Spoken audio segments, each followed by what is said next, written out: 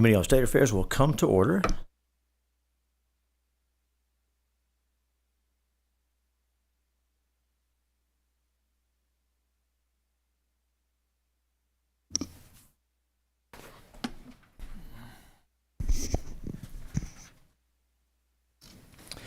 The chair lays out House Bill 5624 by Representative Buckley and recognizes its sponsor, Senator Perry, to explain the measure. Mr. Chairman, I do have committee sub.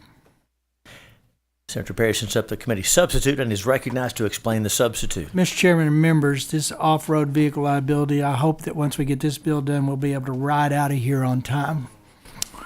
Motocross attracts riders all across the age of Texas, even though it involves high-speed movement and challenging terrain that can lead to accidents. Despite safety precautions, HB 5624 seeks to address this issue by providing legal liability protections for motocross tracks across Texas.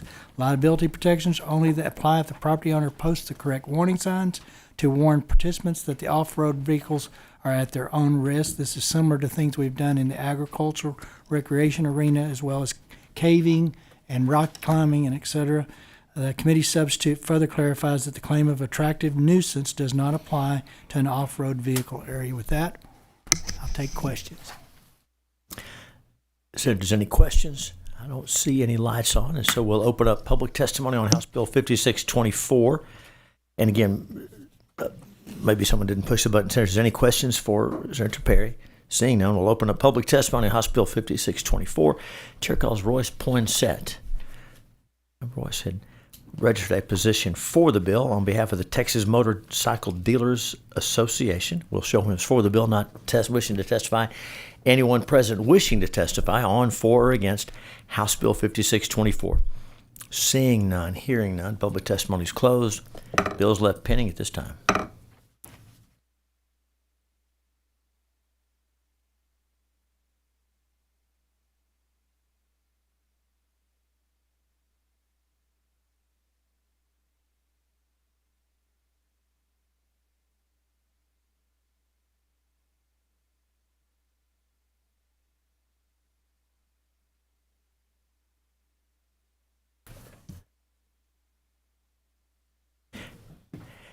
The chair lays out House Bill 223. Representative Capriglione recognizes its sponsor, our colleague Senator Middleton, to explain the measure.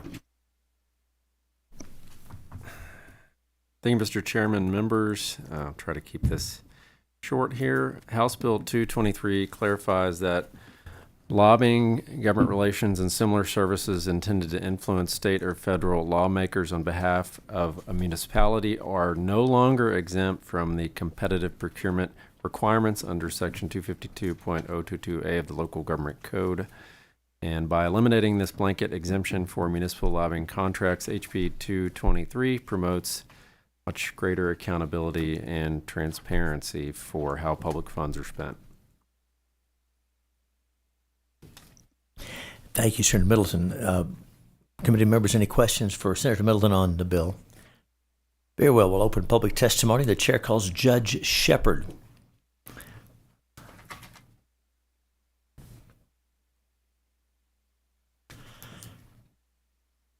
Welcome back. Introduce yourself, even though we know you, and give us your testimony.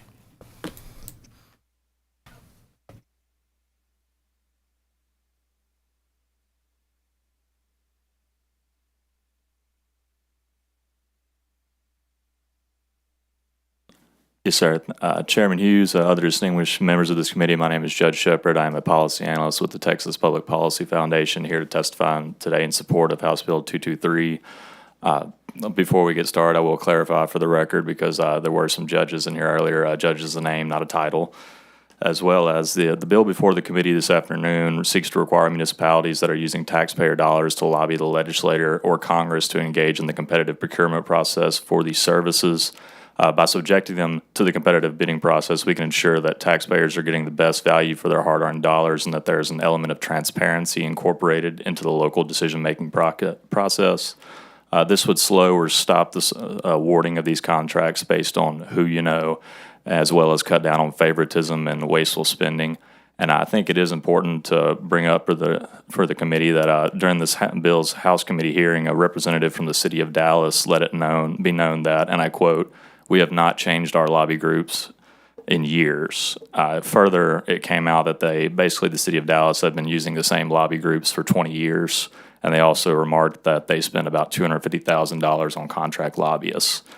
This right here is eyebrow raising to the point of the fact of it signals to the public that it could be a benefit from adding these services to the competitive procurement process, and that would basically bring transparency and hopefully save a little bit of money for those municipalities. And with that being said, I will take any questions. I thank you all for your time.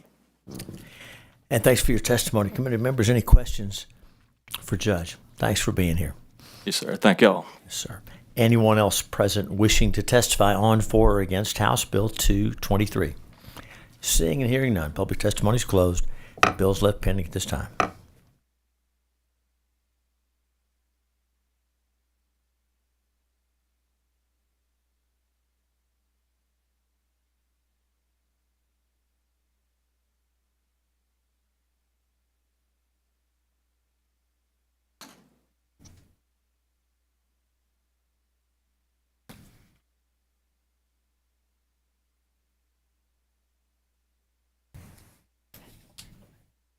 The chair lays out House Bill 3709 by Representative De Ayala and recognizes its sponsor, Senator Betancourt, to explain the measure. Did I say Betancourt? It says Betancourt right there. I'm sorry. That's correct. I'm doing it on behalf of Senator Betancourt. no, that's not So fair at all. Case, Okay.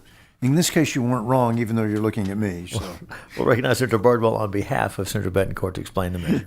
thank you, Mr. Chairman. Members, there's been a statewide bipartisan concern to improve the integrity and transparency of the post-election audit process. The existing law requires election officials to audit early voting results by selecting individual precincts at random. This is an antiquated procedure that is error-prone and both labor and time-intensive, significantly slowing the completion of the audit. HB 3709 will standardize the audit process regardless of how or when Texans cast their ballots and apply existing audit procedures for Election Day to early voting. HB 3709 allows election officials to audit their voting results by voting location rather than individual precincts, resulting in a more accurate audit. Instead of a review of an individual precinct, the audit would instead look at the entire population that cast a ballot at a voting location. Furthermore, HB 3709 will enhance integrity, transparency, and the ability to prevent voter fraud. This bill harmonizes disparate sections of the state election code. It's important to note that the bill does not create new auditing procedures. The bill applies to existing procedure for Election Day to early voting, thus ensuring the entire voting process uses a standard and consistent process. Thank you, Mr. Chairman and members. Happy to answer questions on behalf of Senator Betancourt. Thank you, Senator Birdwell. Members, any questions for Senator Birdwell on behalf of the sponsor? Very well. We'll open public testimony on House Bill 3709, and the chair calls Lisa Hayes. Ed Johnson. Ms. Hayes and Mr. Johnson are the only witnesses who have registered expressing a desire to testify on, for, or against. Dr. Presley, you want to testify on this one? Did you? Okay. We didn't have you. We had you here, but no. Come on now. We had you here, but not wishing to testify. We'll put you as wishing to testify, and please have a seat. And Thank you. of course, And I've got some handouts. Could I have the extras? thank you.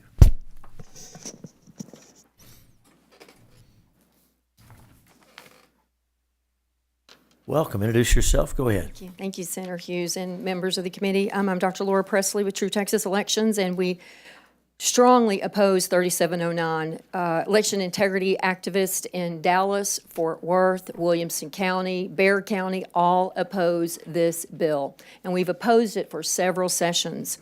If you read what the code actually says for this manual audit, it is to ensure the accuracy of the tabulation of electronic system results. Ensure the accuracy. What that means, you're going to compare it with something. And so there's a couple of options. You can compare it with the official results from the central counting station, which are all by precinct, not by location, which is what this proposes. Or you can compare it to the results tapes of the early voting and election day. Well, there's many counties that don't even print the results tapes at all. Dallas County prints them after the canvass. So this is not going to improve election integrity. The other piece is that it would miss, because you're now going to give up precinct level granularity for location big bucket results. And I have included, please look at page 3.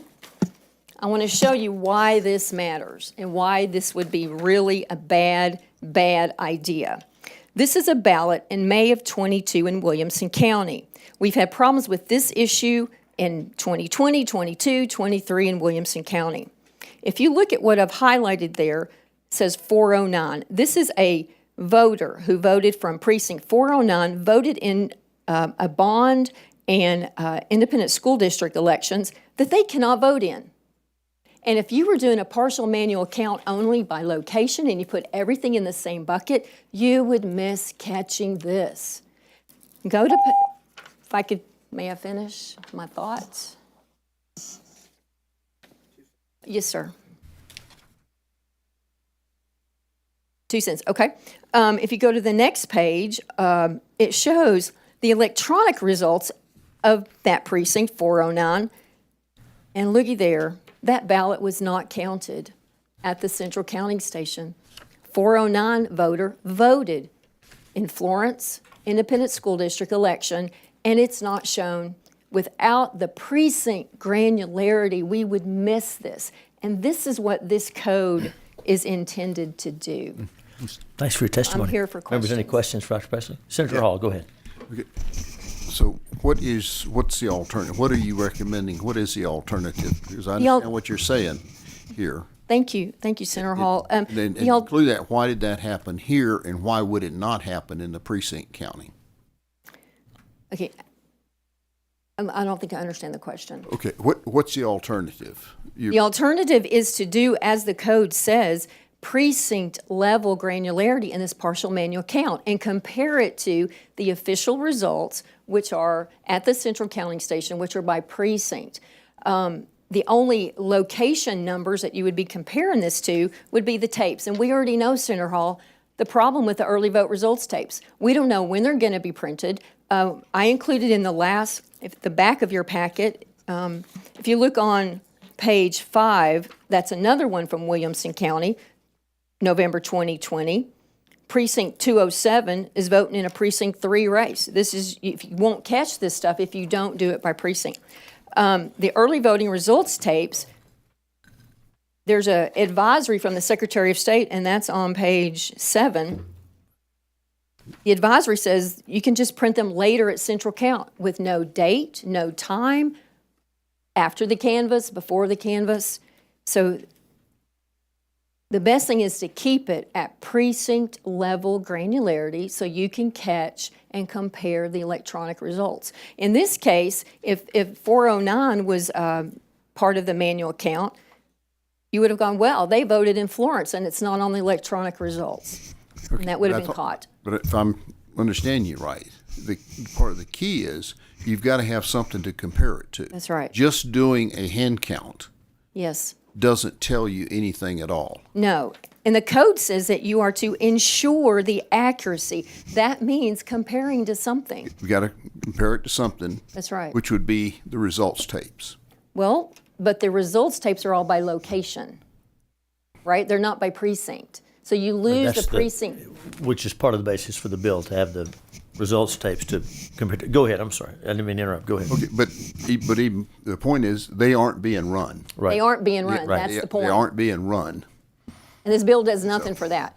Does nothing. Also, even if they were run consistently, I still disagree because you lose the precinct granularity because the tapes cannot be printed by precinct. And you would miss the example that I just gave you, that voters are voting for races they should not. This is complete vote dilution. I was a voter in that election in Florence. I live in Florence, Senator Schwartz, I'm in your district, and I voted against that bond, but this person in 409 voted for it. Vote dilution. This is a federal violation, and if you are not catching this as this statute intends, we are doing a massive disservice to us. So if we did this count and we had a single in-person voting period that ended on election day, where we ran the results tapes as soon as the polls closed, and then they did the manual count basically at the same time, you would have the two things you need to actually make a comparison to determine the accuracy, couldn't you? Well, let me clarify. Those results tapes are not by precinct. So you still would not, if you compare it to the results tapes, because imagine the tapes, Senator Hall, you've got, 40 races, 50 races for each precinct. And in Harris County, Dallas County, there's 1,000 precincts. That tape would be miles long. So that tape cannot print precinct level results. This is intended to double check the final official results by precinct.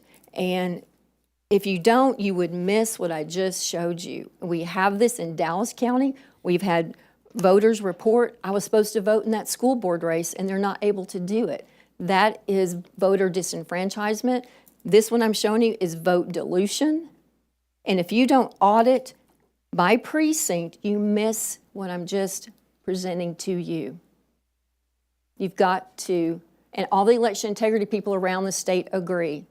I may disagree with Ed Johnson. If he were here, he would probably support this because this makes it easy for the election administrator in Harris County. We're not here for it to be easy. We're here to catch problems. It needs to be done with precinct granularity, and the tapes can't give you that. The tapes are good. As a bucket, they're the whole polling location, but voters are to vote in certain races and not others. And this is supposed to double check that accuracy, and you would miss it. So I really implore you to vote against this. And I'm going to read scripture because I'm going to put this, that's the personal argument, the earthly argument. I'm going to give you the spiritual argument. This is in Proverbs 20:10. Diverse weights and diverse measures, which this is because it's not apples to apples. Both of them are like an abomination to the Lord. So I want you to consider that this is not apples to apples. We would miss it. We would miss this thing if we go to this. And all of us, except maybe Ed Johnson, disagree with this. Dallas, San Antonio, Williamson County, Fort Worth, Tarrant, okay? Okay. I hear what you're saying. I would love for you to come by and let's talk about this more, because if you have a tape, what I don't understand is you've got the tape and it's printing out all of what took place at that location, and you do a hand count of what happened at that location. I'm not understanding why you can't compare those two. Because that tape, Senator Hall, it's a summary tape. And this ballot that I would show you, it would show it being counted, but it wouldn't show that precinct 409 shouldn't have voted in it because it's not precinct level. It would just show the total voters. So they had the wrong ballot? Yes, sir. Look at it. So go to page, this is really important. Go to page 3, okay? I've handed it to you. Go to page 3. You've got a voter is highlighted in that upper yellow. It says 409. The number next to it is the ballot style, which is 310. It looks like it was misprogrammed on the poll book that a precinct 4 person is voting in a precinct 3 race, which they should not do. Okay, so it happened. They're voting in races that I would disagree with how these people voted. My vote's diluted. But on the tape, it would just show the total. It wouldn't show the precinct level difference. Does that make sense? It would not show it. And that's what this is for, is to determine the accuracy. And then you go to the report, the accuracy of the results by precinct. You don't even, the 409's not even listed because I bet they put that ballot in precinct 3. You wouldn't catch that unless you had precinct level granularity. And I can See if there's any other questions walk for Dr. this Presley. through a little more. Thank you. Thanks for your testimony. Thank you very much. Thank you. That is 3709. Yes, sir. Thank you, Dr. Presley. You're excused. Bless you. Thank you very much. Thank y'all. As a resource, Chair calls Chuck Penny, Secretary of State's office.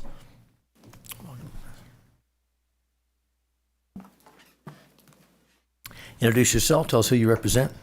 My name is Chuck Penny. I'm here with the Texas Secretary of State's office. I'm testifying on the bill as a resource witness. I want to ask you about the bill.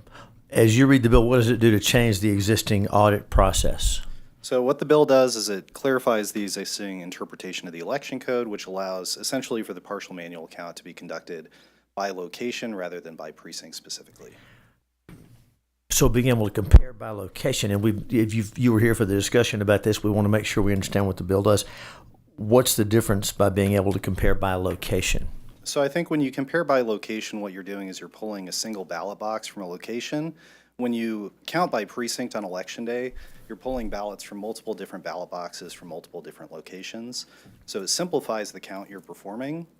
When you do the comparison, you're comparing against the results tape produced by the precinct scanner at that location and comparing those numbers to the numbers received from the hand count of those ballots at that location. And so we were talking before, there's a lot of different data out there, and slicing the data one way might show us that this person voted in the wrong place, or maybe this person got the wrong ballot. Those are all important. But if we're trying to determine if the number of votes cast at this location were recorded accurately, is that the idea here? Yeah, the idea of the partial manual count is to verify that the precinct scanner was correctly tabulating the ballots. I think you have the data to perform that comparison with what you're doing here. Okay, thank you. Senator Hall, anybody, any questions for the resource witness? Thank you very much. Thank you. And thank you, Dr. Presley. Anyone else present wishing to testify on, for, or against House Bill 3709? Very well. Seeing and hearing none, public testimony is closed. Bills left pending at this time.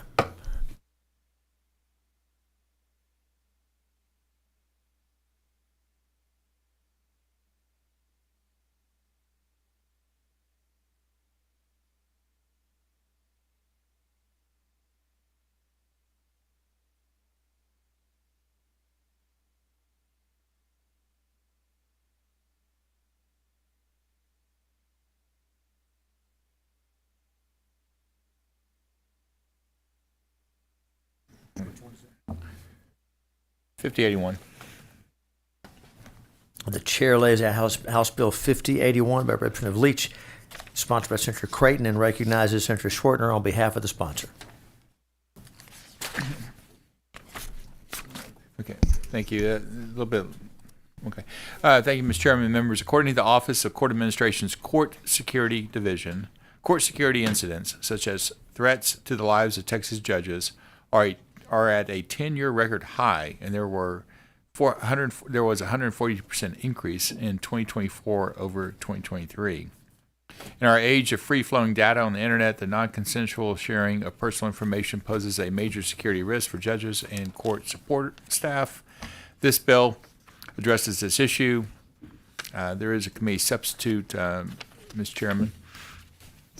And the chair sends up the committee substitute and recognizes Senator Schwartner to explain the substitute. Yes. The bill protects the personal information of certain judicial branch officers and court support personnel from being disseminated by data brokers. The bill prevents a person from publicly posting the personal information of these at-risk individuals if the individual submits a written request for their information to be kept private. To put simply, the bill would prevent criminals and others who are dissatisfied with court outcomes from being able to find a judge's home address or other personal information with a stroke of a few keys on a cell phone. And the committee substitute incorporates changes that were recommended and agreed upon by the Office of Court Administration, the Coalition for Sensible Public Records, and data broker companies. Thank you, Senator. Members, any questions for our colleague on behalf of the sponsor of House Bill 5081? Very well. We'll open up public testimony. The chair calls David Foy, Louis Tomasetti, Judge Julie Kasurik.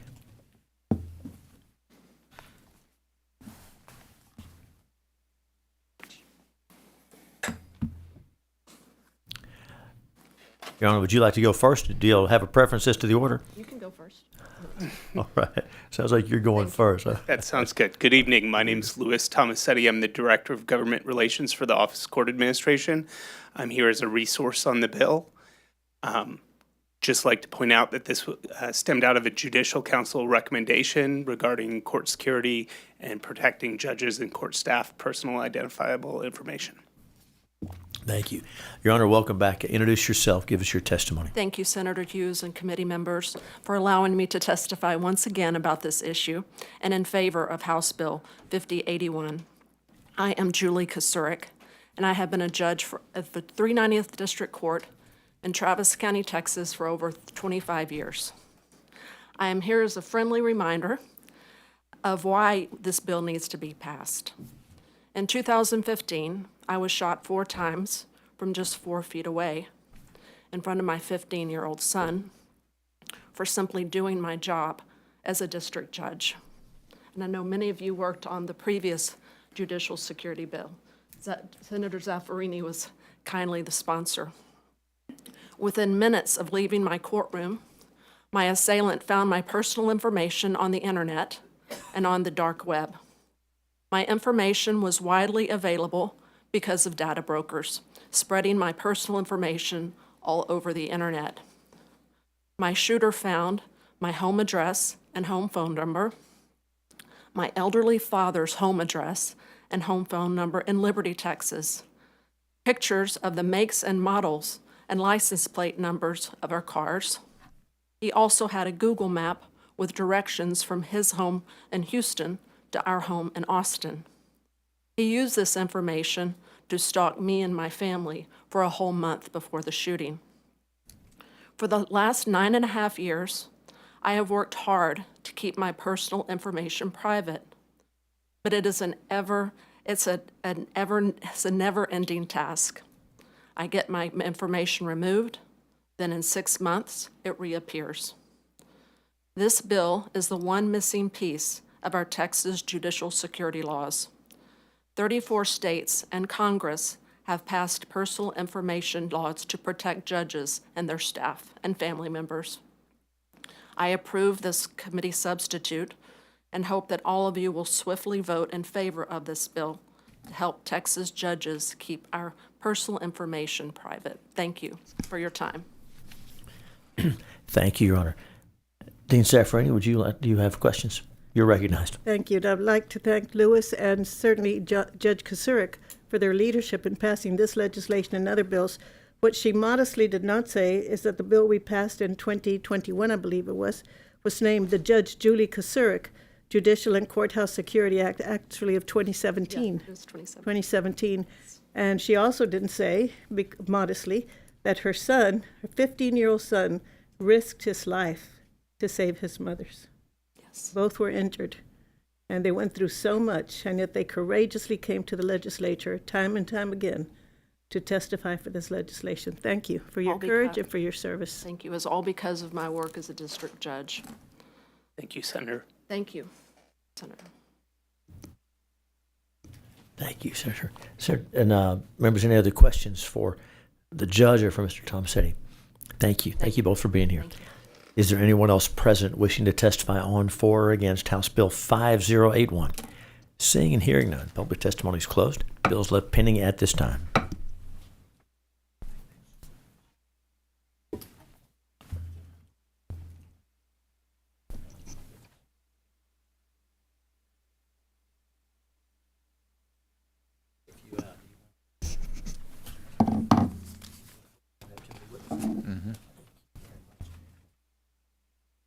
Chair lays out HB 3546. No. HB 3546 and recognizes Senator Hughes on his bill. Thank you, Mr. Chairman. Members, House Bill 3546 comes to us from Representative Monte Martinez over in the House about election dates. Some school districts are caught between conflicting laws. They're required to hold elections annually, but they may be holding their elections alone, creating logistical challenges, extra expense, and very low turnout. This committee will recall a number of bills and bills passed by this committee and the Senate, which would discourage low turnout elections and encourage having the elections where more voters turn out. It's less costly for the taxpayers, and again, higher voter turnout is hard to be against. This bill will give independent school districts the ability to move their elections to November, lowering cost, boosting turnout. That's what the bill does. It's permissive. and it would allow, again, those elections to be held in November. And I'll yield for questions. Thank you. Members' questions? Hearing none. Chair opens up public testimony. Anyone wishing to testify, please come forward. Public testimony is closed, and HB 3546 is left pending. Chair lays out HB 493 and recognizes Chairman Hughes on this bill. Thank you, Mr. Chairman. Members, House Bill 493 will ensure that those convicted of serious felony offenses aren't eligible to serve as election poll watchers. Our election law sets strict requirements for election workers and candidates, but they allow folks with felony convictions, including first or second degree felonies, to serve as poll watchers. As you'll recall, poll watchers, who are the eyes and ears of the public and represent each party and each candidate, poll watchers have access to the entire process and often sensitive information. House Bill 493 will amend the election code to make folks ineligible to serve as poll watchers if they've been finally convicted of a first or second degree felony or any felony connected to conduct directly attributable to an election. That's what the bill does. Thank you, Senator. Members' questions? Yes, sir. Senator, Thank you, Mr. Chairman. Yeah, do we have a similar restriction for election workers? We do. So we do, and I can pull it. But as far as being election workers, let me see if I have that reference because I'm told that we do. That's okay. You don't need to get if you feel I'd be more concerned about the workers than the Yes, poll sir. watchers because poll watchers are just watching. They're not actually, hands-on stuff. Right. No, the Or at least they limitations aren't supposed to be. The limitations are there for election workers. Very good. Chair opens up public testimony. There are two individuals, Dr. Laura Presley and Carrie King. Anyone else wish to testify, please come forward.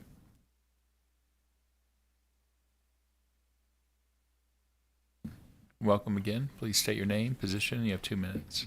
Yes, Dr. Laura Presley with True Texas Elections. And this bill, we approve of this bill. It's a really good bill. And, election watchers, Senator Hall, really have to have a temperament of being very patient because there's a lot of obstructions that happen. And I think this is a very good thing. What the bill originally had, if there was any violation of the election code, and I would say all of you elected officials up here, if you've ever had a 4x8 sign in a right-of-way, that's a Class C misdemeanor for y'all, and I'm sure every one of you probably have had that issue. And so he took out, Representative Shaheen took that out so that even a Class C, you would not ever be able to be a watcher. So he put it up to the most severe, and we were really appreciative of that. And I think this is a good bill. Yeah. Thank you. Anyone else wish to testify? Go ahead, Senator. Okay. Very Okay. good. We're going to close public testimony and leave HB 493 pending. Thank you. Thank you. And then Chair lays out HB 5115. And Senator, you're recognized, Senator Hughes. Thank you, Mr. Chairman.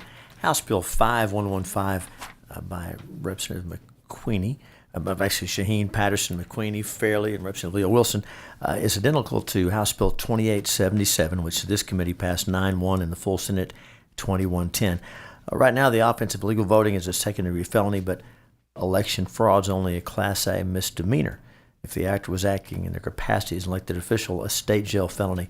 We know what a serious offense election fraud is, and the punishment should be consistent with the punishment for other election-related violations like illegal voting. That's what this bill does. It raises the offense for these serious crimes to reflect what they are. And again, this committee has approved the companion measure, and this is a House bill that has come over. And I'll yield for questions. Thank you. Members' questions? Hearing none, we're going to open up public testimony. Dr. Presley, please come back up. Carrie King. Anyone else wish to testify?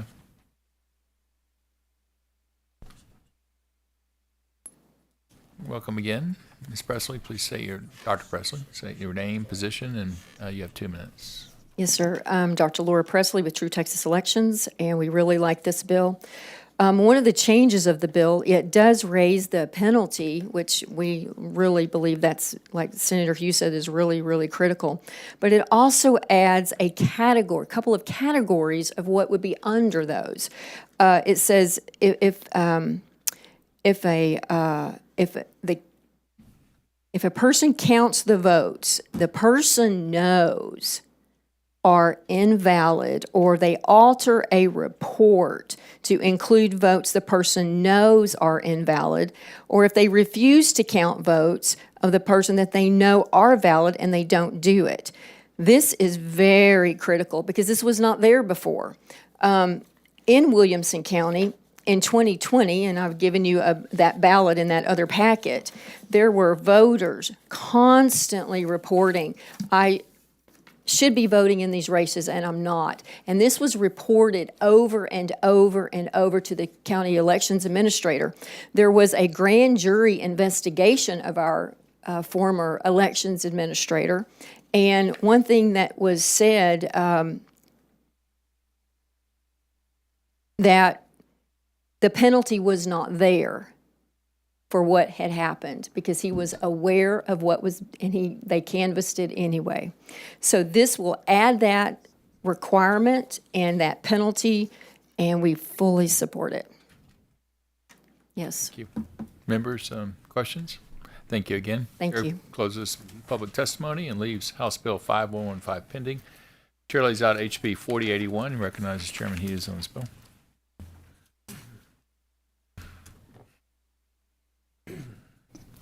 Thank you, Mr. Chairman. Members, House Bill 4081 has to do with trade secrets, sensitive matters and valuable property, and they're trade secrets for a reason. And so when litigation has to be, when disputes resort to litigation involving trade secrets, the information is involved in the judicial process. It's passing back and forth. And so making sure that when we file trade secrets in court, they're protected is important. The process right now is risky and cumbersome. Rule 76A requires a separate motion and hearing to seal the records, and that can often delay filings that need to be made on a timely basis so that litigation can move forward and disputes can be resolved and commerce can take place and folks can live their lives and commerce can grow. So right now, if you claim a document contains trade secrets and you submit it in a sealed envelope with public notice and affidavit explaining the privilege, another party that claims it's a trade secret, it adds more layers to the process. Then 14 days to file an affidavit supporting the seal, and then there's a cumbersome process, which I won't go through. The goal of this bill is to maintain confidentiality of trade secrets while preserving transparency through a process that makes more sense and is more efficient. And I do have a committee substitute. There is a committee substitute. Chairman Hughes sends up the committee substitute, and you're recognized on House committee substitute. Thank you, Mr. Chairman. A very sharp lawyer who I've worked with was looking at the file version of the bill and noticed that in section 134A.0065B3, the words, the term affidavit and the term statement were used incorrectly, at least not used in the best possible way. Affidavits are required to prove a person's own trade secrets, while a statement is required to protect an other party's trade secret. So the committee substitute makes that somewhat subtle but pretty important change, and that's what the substitute does. Thank you. Members' questions? Author? Hearing none, Chair opens up public testimony on 4081 and closes public testimony and leaves HB 4801 pending. Thank you. I think that's all I got. Thank you. Chair. Mr. Chairman, thank you very much. And that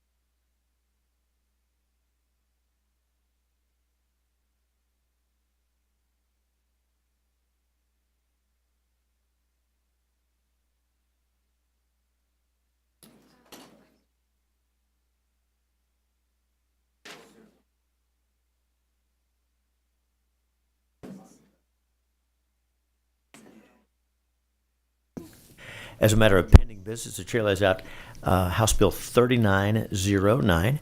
3909. You'll recall that's the bill that has to do with folks being able to use their cell phones while they're waiting in long lines in the polling places, but security concerns arose, and so a committee substitute's been developed, which appears to be a Goldilocks solution. The Dean of the Senate sends up a committee substitute, a new committee substitute, and the chair recognizes Dean Zafferini to explain the substitute. Thank you, Mr. Chairman. Mr. Chairman and members, House Bill 3909 is by Representative Hillary Hickland. It relates to the use of a wireless communication device at a polling place in response to questions asked by a witness and also by Senator Hall. And the committee substitute was developed by Senator Hall, and it would limit the prohibition on wireless communication devices to only the room in which voting is taking place. Very well. Any questions for the Dean on the substitute? Very well.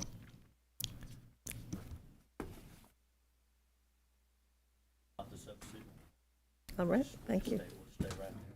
Did the substitute? I can lay a sub out for Adam Hinojosa. Can't adopt it, but I could. 2702. 2702.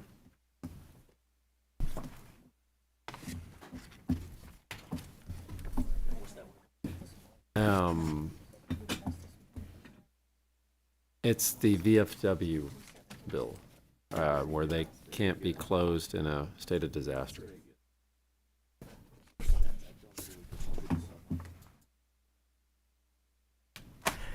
House Bill 3909 will be left pending for now. And as a matter of pending business, the chair lays out House Bill 2702. That was the bill that protecting our VFW halls from unnecessarily closing. And the chair recognizes Senator Middleton to send up a new committee substitute, and Senator Middleton is recognized to explain the substitute. Thank you, Mr. Chairman, members, for allowing me to lay out the committee sub for House Bill 2702 for Senator Hinojosa. After discussions with the author and the governor's office, we've crafted the substitute to address concerns regarding the broad language of the original bill. This committee sub aims to refine the language by limiting the governor's authority to close organizations exempt from federal taxation under Section 501c19 of the Code, specifically those that benefit the United States Armed Forces and only in instances of a pandemic. Thank you, Senator Middleton. Members, any questions for our colleague on the substitute? Very well. Bill be left, House Bill 2702 will be left pending at this time.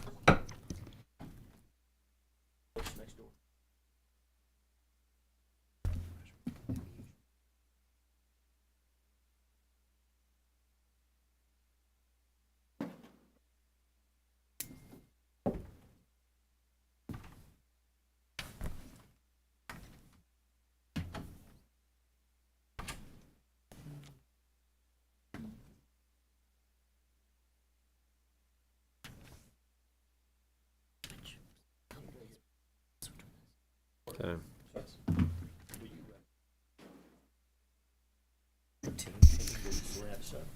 Chair lays out House Bill 119, and there is a committee substitute. And Senator Hughes sends it the committee substitute, and you're recognized on the substitute.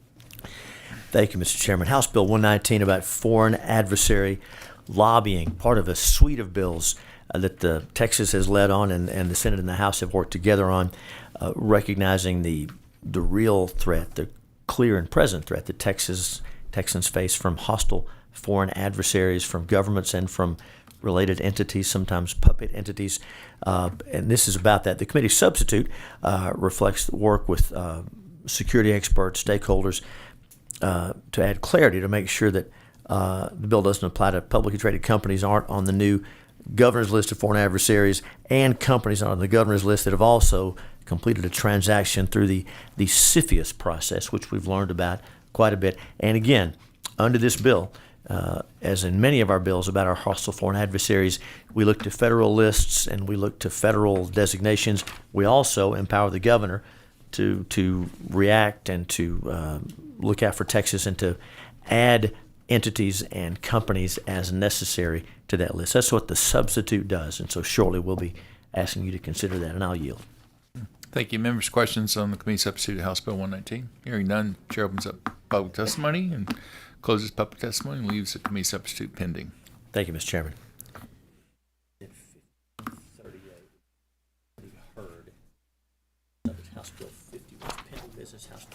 Chair lays out House Bill 5138, and there is a committee substitute, and Chairman Hughes, you're recognized on the committee substitute for 5138. Thank you, Mr. Chairman. House Bill 5138 has to do with that important matter of the Attorney General's authority to prosecute election crimes.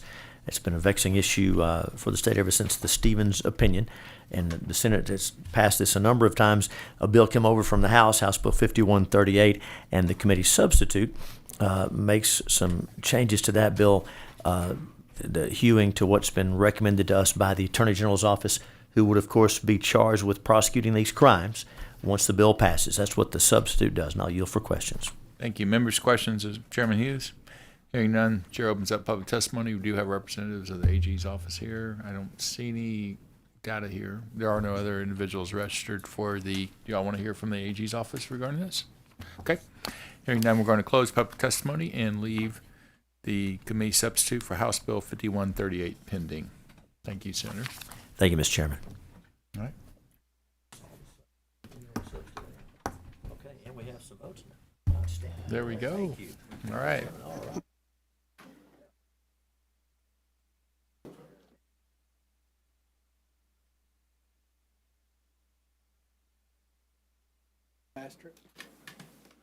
Not that one, is it?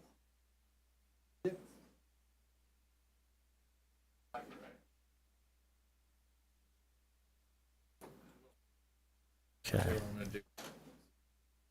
And we will consider pending business while we have a quorum, and I thank each member for their patience and your staff, and thank especially those folks participating for their patience. The chair lays out as a matter of pending business House Bill 311. I'm sorry, I missed House Bill 186. Thank you. I should normally read House Bill 186. That is Representative Hinojosa's Bill 186 about prohibiting the use of social media platforms by children. House Bill 186.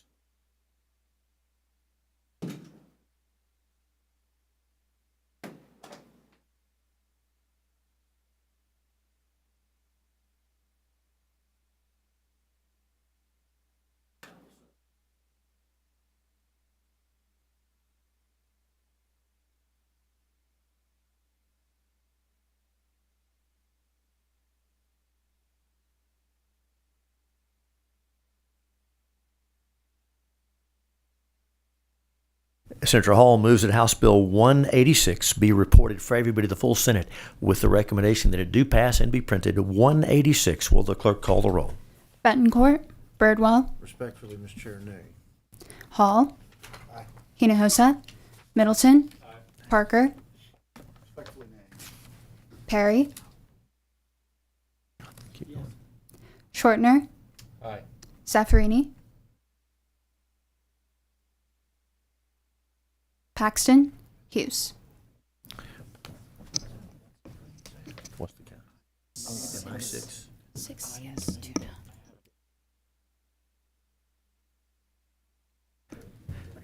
Yeah. Aye. There being 6 ayes and 2 nays, House Bill 186 will be reported favorably to the full Senate.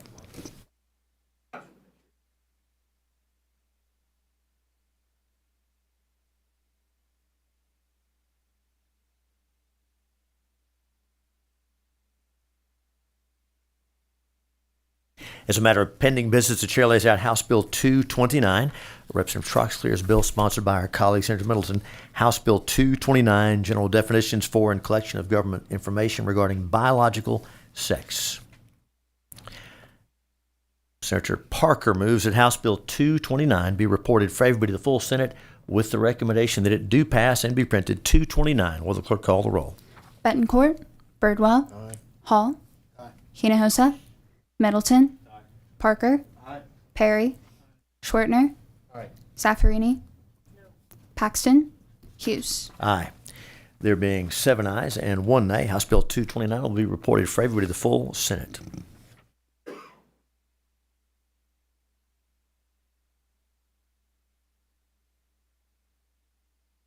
As a matter of pending business, the chair lays out House Bill 2885. That's Representative Gertis's bill, sponsored by our colleague Senator Schwertner, regarding the allowing governing bodies of certain political subdivisions to call for a local option election relating to the sale of alcoholic beverages. 2885. Senator Schwertner moves that House Bill 2885 be reported favorably to the full Senate with the recommendation that it do pass and be printed. 2885. Will the clerk call the roll? Betancourt, Birdwell, Hall, Hinojosa, Middleton,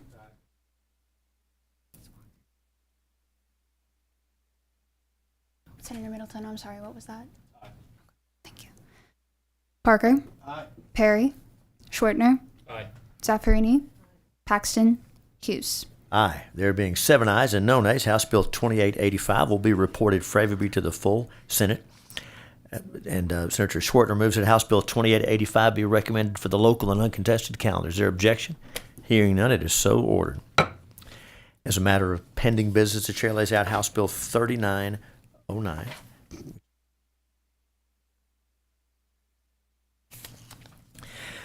Senator Zaffarini previously explained the committee substitute for us. It is before us. Senator Zaffarini moves that the committee substitute be adopted. Is there objection to the adoption of the substitute? Substitute's adopted. Senator Zaffarini moves that House Bill 3909, as substituted, be reported favorably to the full Senate with the recommendation that it do pass and be printed. 3909. Will the clerk call the roll? Betancourt, Birdwell, Hall, Hinojosa, Middleton, Parker, Perry, Schwertner, Zaffarini, Paxton, Hughes. Aye.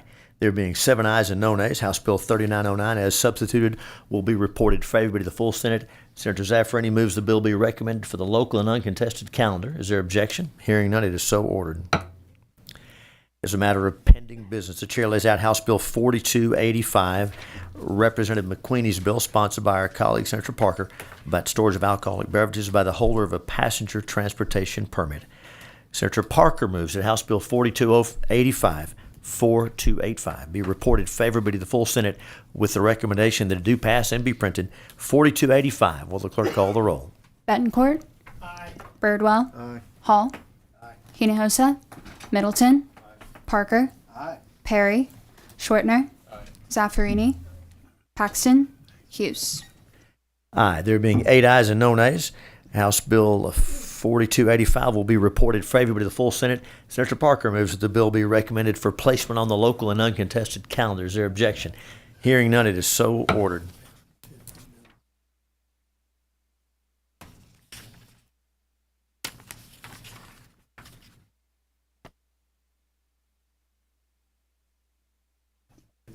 As a matter of pending business, the chair lays out House Bill 1661 by Representative Vasut, sponsored by our colleague Senator Betancourt, about election supplies and the conduct of elections, creating criminal offenses, increasing criminal penalties. Senator Betancourt moves that House Bill 1661, and yes, I meant Betancourt, Senator Bardwell, that House Bill 1661 be reported. Just checking, Mr. Chairman. So. That's all right.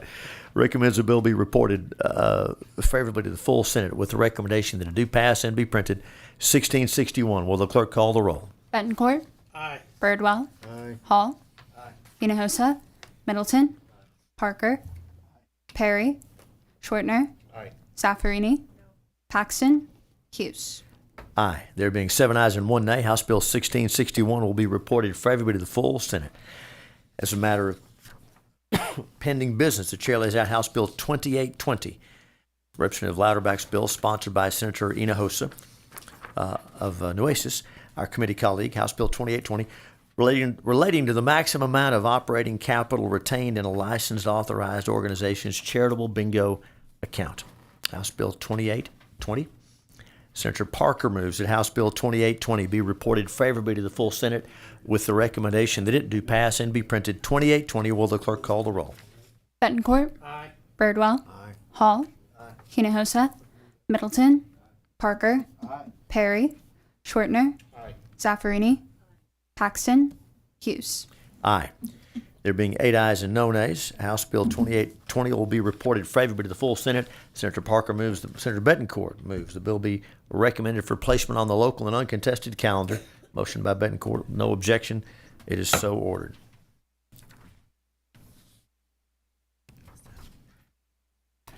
As a matter of pending business, the chair lays out House Bill 3181, Representative Dutton's bill sponsored by Senator Paxton, relating to the enforcement of a court order for possession of or access to a child and related order modifications. 3181.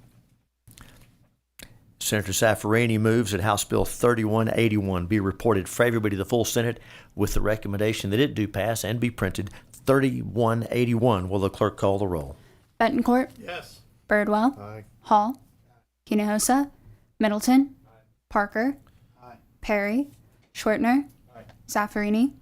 Paxton. Hughes. Aye. There being 8 ayes and no nays, House Bill 3181 will be reported favorably to the full Senate. Senator Zaffarini recommends that the bill be recommended for placement on the local and uncontested calendar. Is there objection? Hearing none. So ordered. The chair lays out as a matter of pending business House Bill 4157, Representative Bonin's bill sponsored by Senator Hinojosa of Nueces, our committee colleague. House Bill 4157, related to liability protections for commercial space flight and exploration. 4157. Senator Parker moves that House Bill 4157 be reported favorably to the full Senate with the recommendation that it do pass and be printed. 4157. Will the clerk call the roll? Bettencourt. Yes. Birdwell. Aye. Hall. Hinojosa. Middleton. Parker. Perry. Schwartner. Zaffarini. Paxton. Hughes. Aye. There being 8 ayes and no nays, House Bill 4157 will be reported favorably to the full Senate. Senator Bettencourt moves House Bill 4157 be recommended for placement on the local and uncontested calendar. Is there objection? Hearing none, it is so ordered.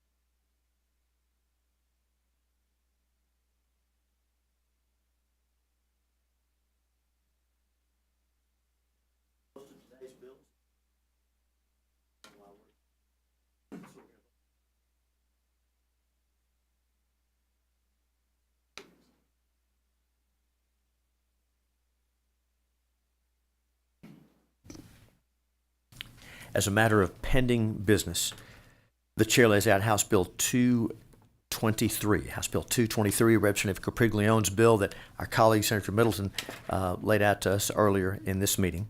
House Bill 223. Senator Middleton moves that House Bill 223 be reported favorably to the full Senate with the recommendation that it do pass and be printed. 223. Will the clerk call the roll? Bettencourt. Aye. Birdwell. Aye. Hall. Aye. Hinojosa. Middleton. Parker. Aye. Perry. Schwartner. Zaffarini.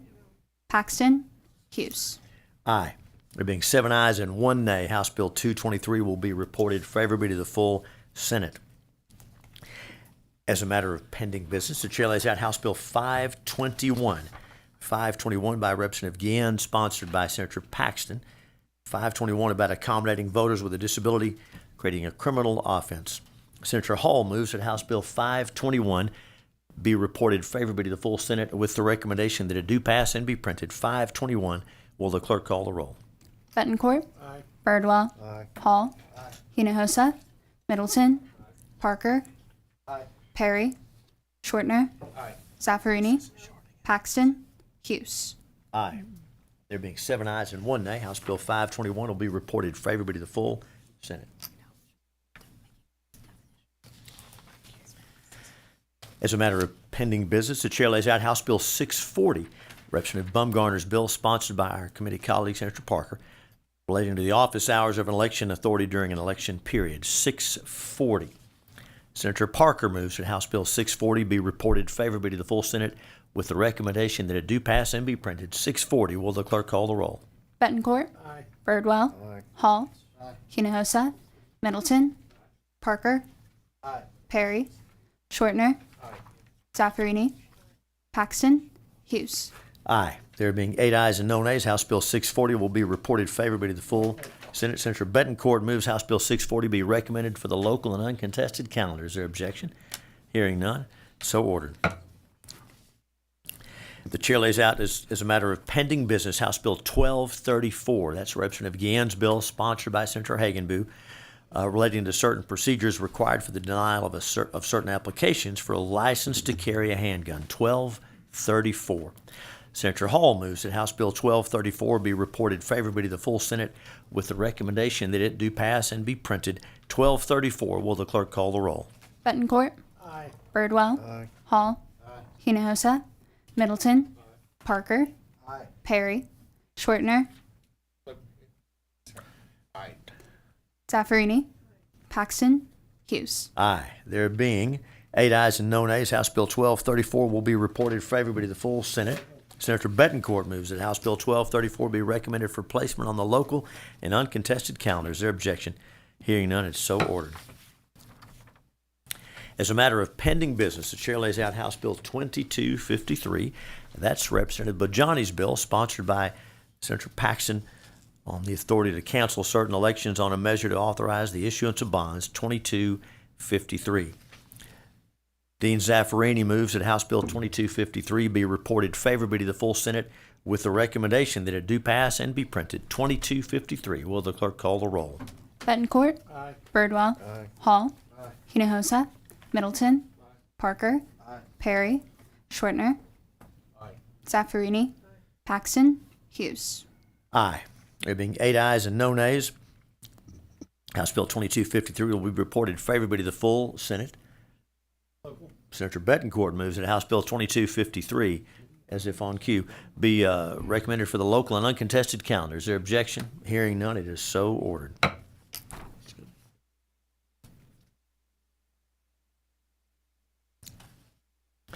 As a matter of pending business, the chair lays out House Bill 2294. That's Representative Thompson's bill, sponsored by the Dean of the Senate, relating to reimbursement rates for child care providers participating in the Texas Rising Star program. 2294.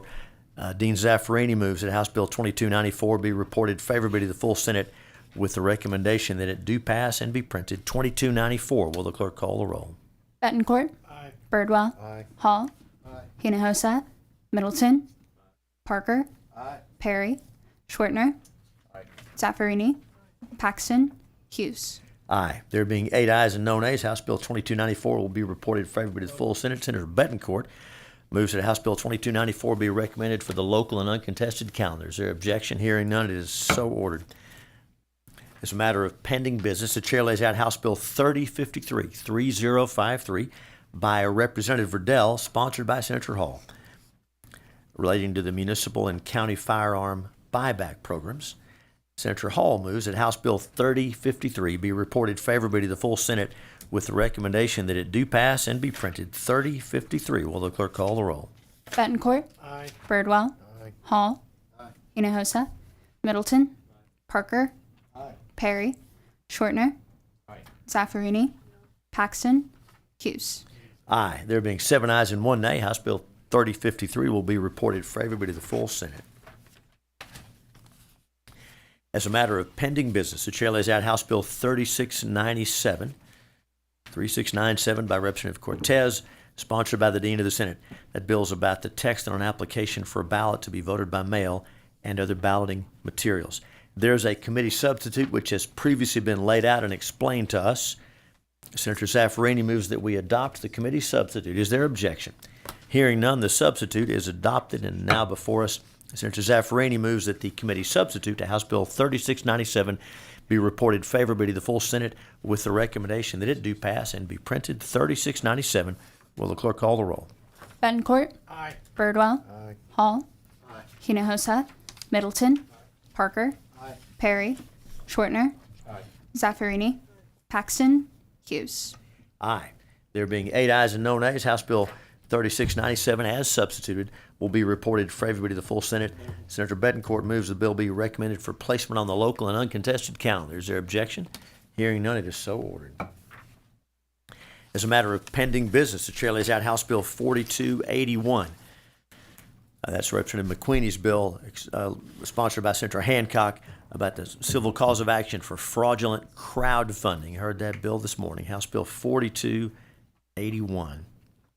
And Senator Shortner moves that House Bill 4281 be reported favorably to the full Senate with the recommendation that it do pass and be printed. 4281. Will the clerk call the roll? Betancourt. Aye. Birdwell. Aye. Hall. Aye. Hinojosa. Middleton. Parker. Aye. Perry. Shortner. Zaffarini. Paxton. Hughes. Aye. There being 8 ayes and no nays, House Bill 4281 will be reported favorably to the full Senate. Senator Betancourt moves that House Bill 4281 be recommended for the local and uncontested calendar. Is there objection? Hearing none, it is so ordered. As a matter of pending business, the chair lays out House Bill 4463, Representative Van Dever's bill, sponsored by Senator Parker, relating to authorized activities of a brewer's or non-resident brewer's license holder, authorizing a fee increase. Senator Parker moves that House Bill 4463 be reported favorably to the full Senate with the recommendation that it do pass and be printed. 4463. Will the clerk call the roll? Betancourt. Aye. Birdwell. Aye. Hall. Aye. Hinojosa. Middleton. Parker. Aye. Perry. Shortner. Zaffarini. Paxton. Hughes. Aye. There being 8 ayes and no nays, House Bill 4463 will be reported favorably to the full Senate. Senator Betancourt moves that House Bill 4463 be recommended for placement on the local and uncontested calendar. Is there objection? Hearing none, it is so ordered. As a matter of pending business, the chair lays out House Bill 4995, Representative Colonel Wilson's bill, sponsored by our colleague Senator Shortner, relating to the carrying of handguns by tactical medical professionals while on duty, providing support to tactical units of law enforcement agencies. 4495. Senator Shortner moves that House Bill 4495 be reported favorably to the full Senate with the recommendation that it do pass and be printed. 4995, in case I said that wrong. 4995. Will the clerk call the roll? Betancourt. Aye. Birdwell. Aye. Hall. Aye. Hinojosa. Middleton. Parker. Aye. Perry. Shortner. Aye. Zaffarini. Paxton. Hughes. Aye. There being 8 ayes and no nays, House Bill 4995 will be reported favorably to the full Senate. Senator Betancourt moves that House Bill 4995 be recommended for the local and uncontested calendar. Is there objection? Hearing none, it is so ordered.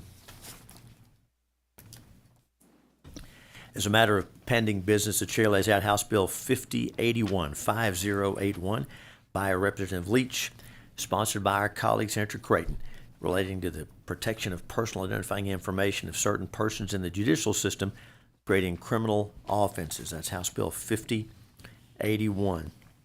Senator Birdwell moves that House Bill 5081 be reported favorably to the full Senate with the recommendation that it do pass and be printed. Well, thank you, Madam Clerk. And before we do that, before Senator Birdwell makes that motion, which I sort of made on his behalf, there is a committee substitute that has been laid out. Senator Birdwell moves that we adopt the substitute. Is there objection? Hearing none, the committee substitute is adopted. It's now before us. Senator Birdwell moves that House Bill 5081 as substituted be reported favorably to the full Senate with the recommendation that it do pass and be printed. 5081. Will the clerk call the roll? Betancourt. Aye. Birdwell. Aye. Hall. Hinojosa. Middleton. Parker. Perry. Shortner. Zaffarini. Paxton. Hughes. Aye. There being 7 ayes and no nays, House Bill 5081 will be, as substituted, will be reported favorably to the full Senate. Local. And Senator Birdwell moves that House Bill 5081 as substituted be recommended for the local and uncontested calendar. Is there objection? Hearing none, it is so ordered. Now, we're going to try the Fibonacci sequence. Thank you. As a matter of pending business, the chair lays out House Bill 5624, Representative Buckley's bill sponsored by Senator Perry, relating to the liability of a motorized off-road vehicle entity for injuries arising from certain activities. Senator Perry has previously explained the committee substitute to us, which has been laid out, and Senator Betancourt moves that we adopt the committee substitute. Is there objection to the adoption of the substitute? Hearing none, it is so ordered.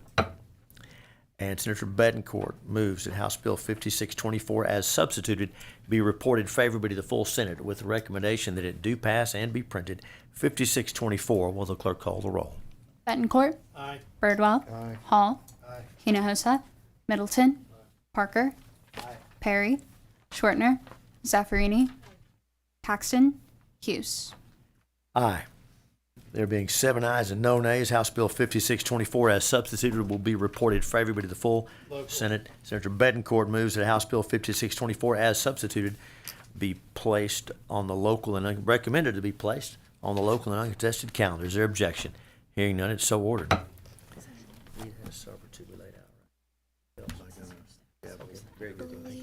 How many of these do we got?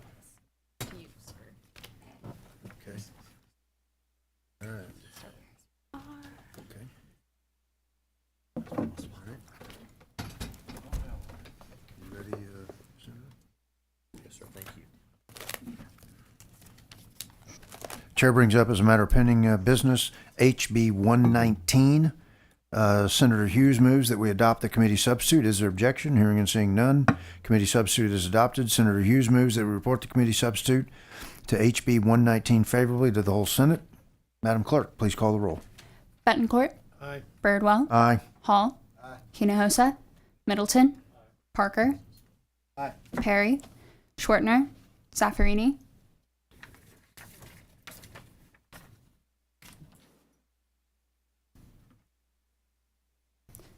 DNV. Paxton. Hughes. Yes. There being 6 ayes and no nays, the bill reported favorably to the full Senate. Local. Senator Betancourt moves that the bill be referred to local and uncontested calendar. Is there objection? Hearing and seeing none, it is so ordered. Yes, Madam Dean. I request vote to change. Is there any objection to the motion by the Dean? Hearing and seeing none, the motion is adopted. Do I need to state it 7 to 9 instead of 6? Okay, all right. Okay. Chair brings up as a matter of pending business, House Bill 3225. Senator Hughes moves that it report favorably to the full Senate. Madam Clerk, please call the roll. Betancourt. Aye. Birdwell. Aye. Hall. Hinojosa. Middleton. Parker. Perry. Shortner. Zaffarini.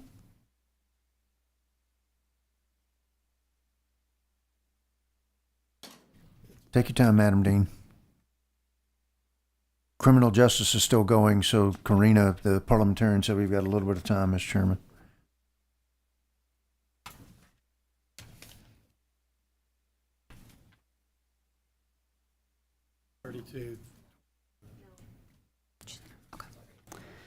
Paxton. Hughes. Aye. There being 6 ayes and 1 nay, the bill reported favorably to the full Senate. The chair lays out as a matter of pending business, HB 5138. Members of the committee sub has been laid out. Senator Hughes moves adoption of the committee substitute. Is there objection? Hearing and seeing none. Members, chair brings, Senator Hughes moves that we, Senator Hughes moves that we report the committee substitute to HB 5138 favorably to the full Senate. Madam Clerk, please call the roll. Betancourt. Aye. Birdwell. Aye. Hall. Hinojosa. Middleton. Parker. Perry. Shortner. Zaffarini. Paxton. Hughes. Aye. There being 6 ayes and 1 nays, the bill will be reported favorably to the full Senate. Chair lays out as a matter of pending business House Bill 5115. Senator Hughes moves that it be reported favorably to the full Senate. Madam Clerk, please call the roll. Bettencourt. Aye. Birdwell. Aye. Hall. Hinojosa. Middleton. Parker. Perry. Shortner. Zaffarini.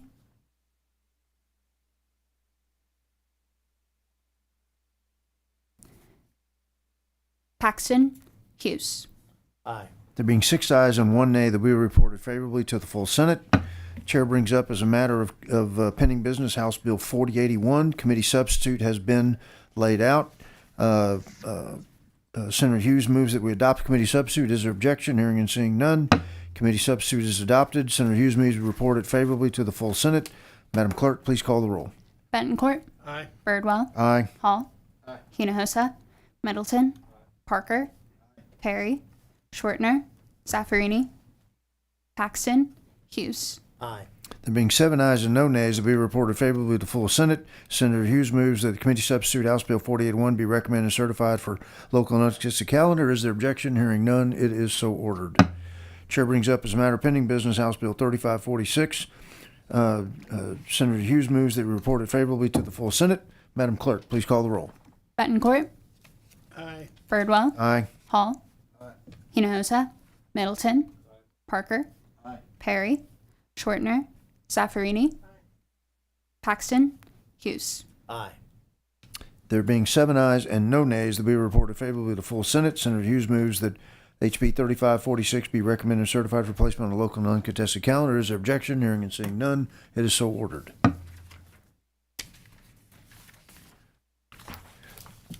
Chair lays out as a matter of pending business HB 493. Senator Hughes moves that we report it favorably to the full Senate. Madam Clerk, please call the roll. Bettencourt. Aye. Birdwell. Aye. Hall. Hinojosa. Middleton. Parker. Perry. Shortner. Zaffarini. Paxton. Hughes. There being 6 ayes and 1 nay, the bill reported favorably to the full Senate.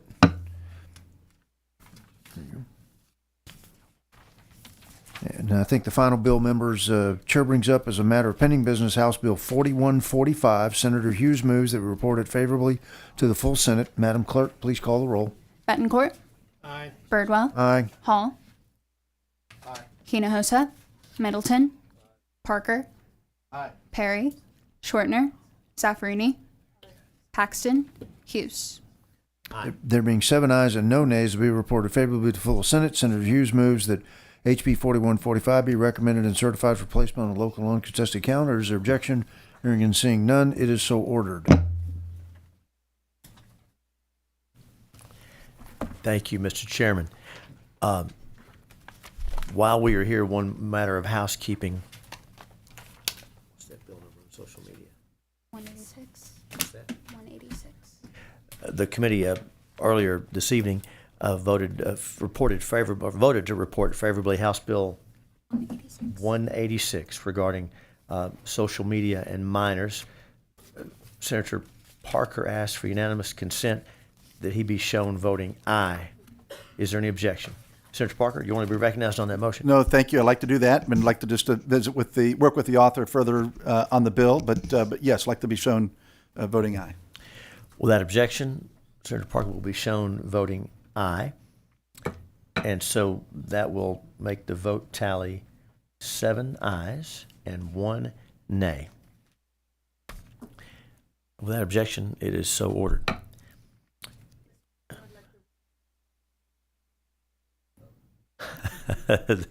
Thank you, Dean. It's there. It's preserved. Members, we anticipate another committee meeting. We hope to have another meeting before at least one more meeting. Mindful of those deadlines, that meeting may not take place on one of our normally scheduled days. It could be Sunday, could be Saturday. It may be that we need to meet on Saturday for those who can be here, allowing us to then vote on Sunday when we anticipate more folks being here on Sunday evening. So we'll just we'll follow the rules and suspend what we need to. So just stay tuned. But there will likely be at least another committee hearing.